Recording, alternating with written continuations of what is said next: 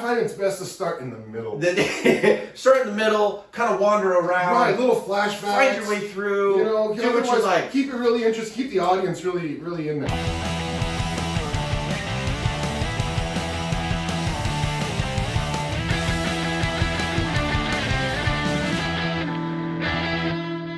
Ladies and gentlemen, welcome to the Spring Festival Spectacular, celebrating the opening weekend of the United States Football League. I am Brian Burns. And I'm Matthew Vega. And we are going to recognize that Ramadan, Passover, and Good Friday have overlapped since the first time since 1991 and dive in. Ladies and gentlemen, the USFL was born in 1983 and died in 1985. Much like the Christ, back to life with their first contest being between the New Jersey Generals and the Birmingham Stallions Saturday, yesterday, with the Stallions squeaking out a victory 28-24. Both teams scored quickly, and then there was a lull for a bit of the game. But the first play started with a horribly underthrown pass by Luis Perez. There was a lot of underthrown passes. It would be a trend throughout the game. It would be a trend throughout the game. However, the first touchdown that was scored in the newly born USFL was by a pass thrown by Luis Perez to Randy Satterfield. However, the Stallions would quickly answer in the next series after their quarterback, Magoo, took a hit on a slide. After a personal foul, he was a little chirpy, got up, and threw an incredible 35-yard pass to Mitchell. After that personal foul, the score was then 7-7, and they were off to the races. A little bit about the Generals, hailing from New Jersey, but everybody's playing in Mobile, so it doesn't really matter. That's right. Coached by Mike Riley, former Oregon State and Nebraska head coach. So he runs more of a college program, spreads it out, quick movements, not a lot of drop back passing in this offense. However, Satterfield was able to generate 5 catches for 100 yards and a touchdown for the day. The guy who stood out to me on defense, Shalom Luani, 6 foot, 200-pound safety, scored a goal against Tonga in Samoa's first ever FIFA sanctioned play. Wow! A weird accomplishment for him. But he had a pick, he had a sack, he was all over the field, had a little bit of time in the NFL with the Texans and the Seahawks. Kevontae Turpin, 5'9", 155-pound, little wide receiver, dangerous return man. He had himself a good game. Love that. As you touched on, Luis Perez, quarterback, came out of Texas A&M Commerce. Woohoo! Oh, big D3 school.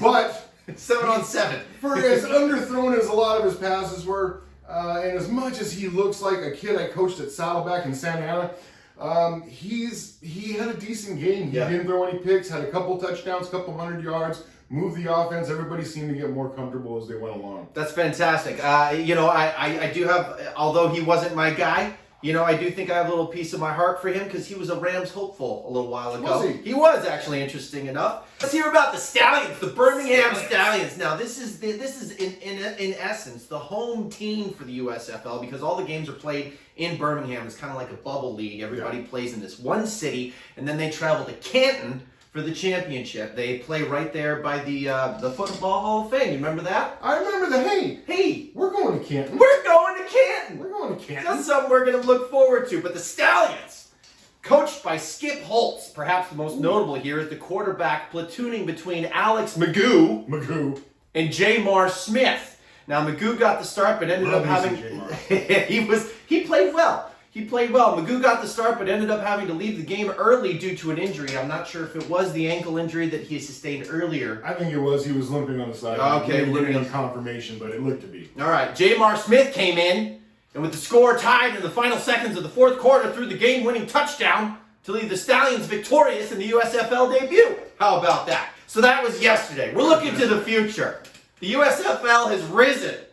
Ladies and gentlemen, so today, what we have right now, we have the Houston Gamblers at the Michigan Panthers at 12 p.m. Eastern Time. They're playing right now, and they're playing on NBC. The Philadelphia Stars are at New Orleans Breakers at 4 p.m. Eastern Time. That's 3 on the Pacific, and the Tampa Bay Bandits are playing at the Pittsburgh Maulers at 5 p.m. Now, at is a relative term because, again, it's all happening in Birmingham, but what we're going to do is we're going to take some teams, we're going to talk about them, we're going to talk about a couple of interesting points, and then we're going to talk about their uniforms. The Houston Gamblers, their coach Kevin Sumlin, most notably a college coach, been coaching college since he was a tight end, special teams coach for Oklahoma, 2003 and 2007.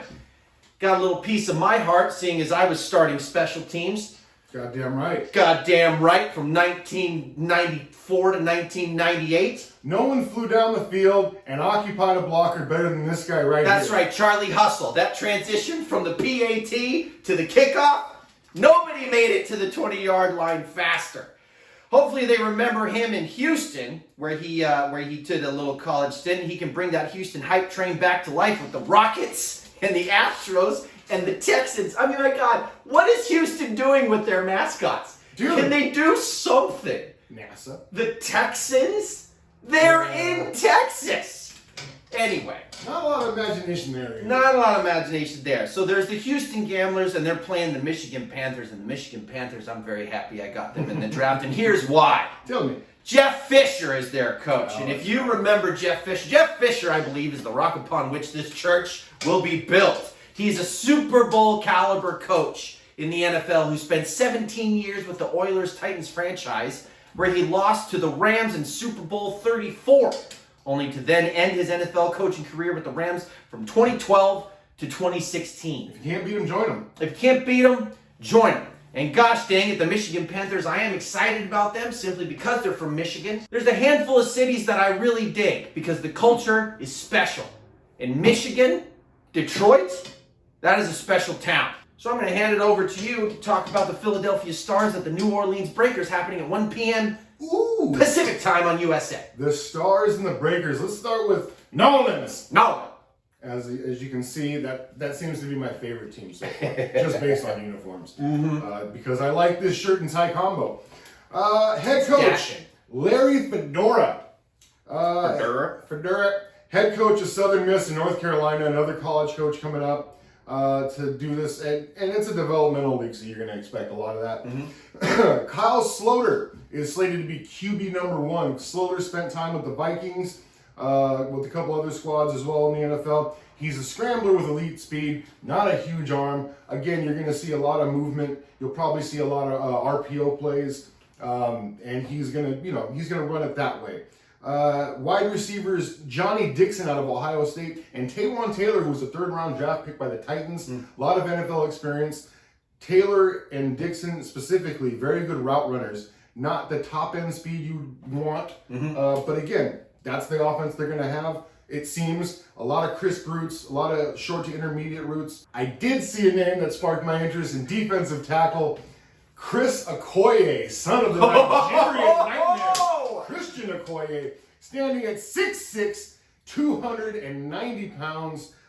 He's got a motor. He's got NFL blood. So you like to think maybe he can do something over on that end. For New Orleans, that's going to be it. So now we're looking at the Philly team. And that has head coach, this one's interesting, the Philly Stars. Head coach Bart Andrews out of NFL Europe and the Canadian Football League. So he's won a Grey Cup, or he's at least been there, excuse me. But it's going to be a different approach, and I think it's going to be cool as a developmental league. They got a European coach who's used to developmental players, not necessarily running NFL schemes, but I think he's going to bring a little bit of imagination to it. Of note on the team, Bug Howard, one of my guys. I've been following him since he's come out of North Carolina 5 years ago. Did a little stint with the Browns. He's bounced around Dallas, all over the NFL. He started as a wide receiver, 6'5", 240. He's a tight end in this league. As we saw from the game yesterday between the Generals and the Stallions, the tight ends are going to play a big part in this league. Yeah. They're going to be open in the middle. They're spreading everything out, and there's just seam routes everywhere when you spread it open. Anyway, also QB1, Brian Scott out of D3, Occidental College. Occidental? I thought he did it on purpose. My old football coach used to say, 90% of all college women are beautiful. The other 10% went to Occidental. And running back out of Wake Forest, Matt Colburn, 5'10", 205 pounds. I think he's going to grab the starting job there. He should be a noisemaker.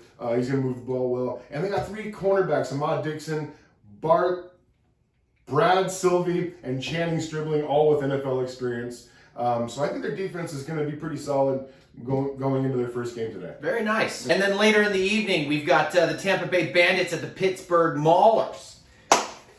Pittsburgh Maulers, coached by Kirby Wilson, an ex-running back coach for the Raiders, the Cardinals, the Browns, and the Vikings. He just left the Raiders in 2020. Fantastic. His first-round pick was QB Kyle Lauletta, drafted by the Giants in the 4th round of the 2018 draft.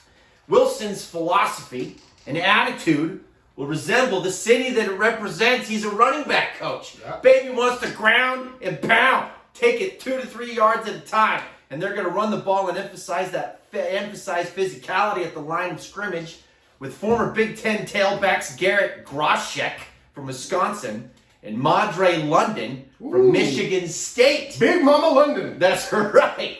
And they will be playing the Tampa Bay Bandits. And I'll give that one to you. Oh, a Tampa Bay Bandits. Tampa Bay Bandits. Have some star power, some legitimate studs on this team.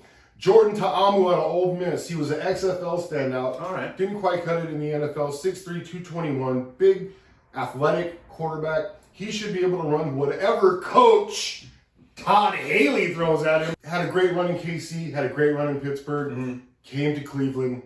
And as many other coaches and quarterbacks do, just the tires came off. He got into arguments with everybody. Wasn't very well liked. He's a rigid guy.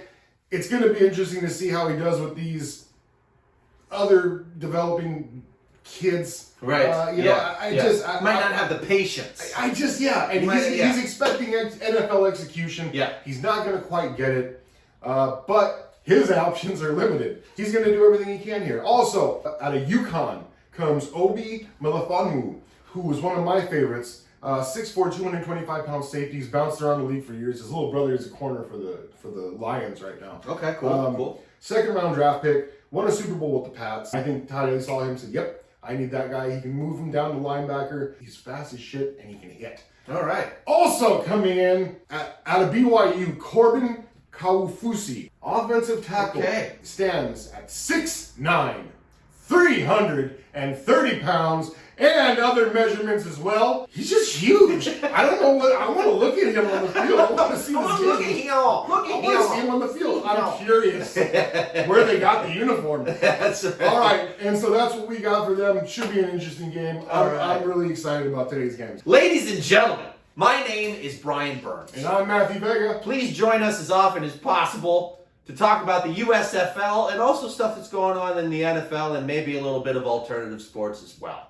Thank you for joining us. Enjoy your weekend. Take care of yourselves and each other. And have a great weekend. We'll see you next time. USFL!